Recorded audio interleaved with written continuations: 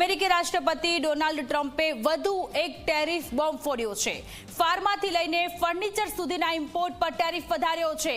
અમેરિકાને દવાઓ આપતા દેશોને મોટો ઝટકો આપ્યો।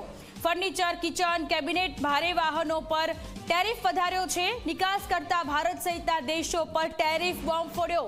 મહત્વનું છે કે અમેરિકી રાષ્ટ્રપતિ ડોનાલ્ડ ટ્રમ્પે વધુ એક વખત ટેરિફ બોમ્બ દુનિયા પર ફોડ્યો છે।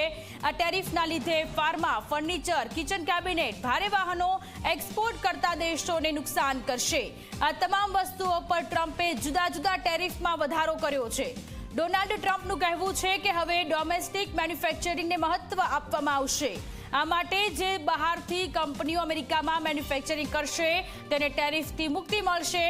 આ નવો ટેરિફ 1 ઓક્ટોબરથી લાગુ કરવામાં આવશે।